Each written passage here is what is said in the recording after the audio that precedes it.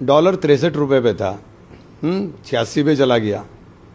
जब कहते थे कि रुपया गिरता है तो रुपया नहीं गिरता है, देश का सम्मान गिरता है। तो आज बता दें कि कहाँ है रुपया और कहाँ है डॉलर।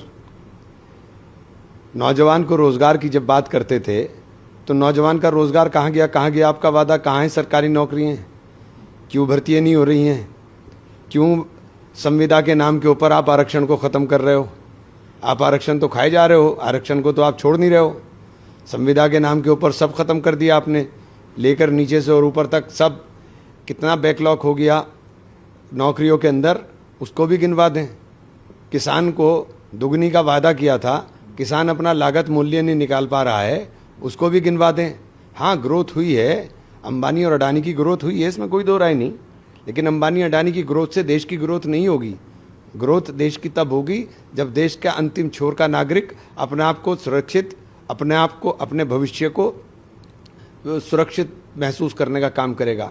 रसोई का सिलेंडर 400 रुपये का था, आपने 1000 रुपये से ऊपर लेकर के चले गए और आप कहते हो कि आपने विकास कर दिया। आपने लोगों की रसोई चलाना मुश्किल कर दिया। आपकी ग्रोथ रेट क्या थी 2010 के अंदर, 11 के अंदर ग्रोथ रेट क्या थी? आज क्या है ग्रोथ रेट? आप उसको नहीं बताओगे, आप जीडीपी को नहीं बताओगे, आप नहीं बताओगे ये सब चीज़ें, क्योंकि ये चीज़ें आपको सूट नहीं करती। आप वक्फ कानून गिनाओगे, वक्फ को बर्बाद करने का पूरा सामान आपने तैयार कर लिया। आप कहते हो हमने वक्फ में बहुत बड़े बदलाव कर दिए, हम उनका विकास कर देंगे। अरे आप उनका विकास कर दो, आपकी नज़र तो कहाँ है? सबको समझ में आ रहा है आपकी नज़र किस जगह पर है। 3 तलाक से कौन सा महिलाओं की सुरक्षा आपने बढ़ा दी? 3 तलाक से कौन सी महिलाओं की सुरक्षा बढ़ा दी? कितने केस रजिस्टर्ड हुए पूरे देश के अंदर? आंकड़े बताओगे तो चौंक जाएंगे सब। ज़बरदस्ती के केस 5, 7, 10 केस आपने दर्ज कर करके पूरे देश के अंदर क्या बताना चाहते हैं आप? ये ऐसे बेकार की बातों के ऊपर बात करने से कोई फ़ायदा नहीं है। देश कहाँ जा रहा है? हमारी फॉरेन पॉलिसी का क्या हुआ? कहाँ खड़े हुए हम किस जगह खड़े हो गए? 26/11 के बाद आतंकवाद को मुंह तोड़ जवाब मिला था। आतंकवाद की लिस्ट के अंदर पाकिस्तान को शामिल कर लिया गया था।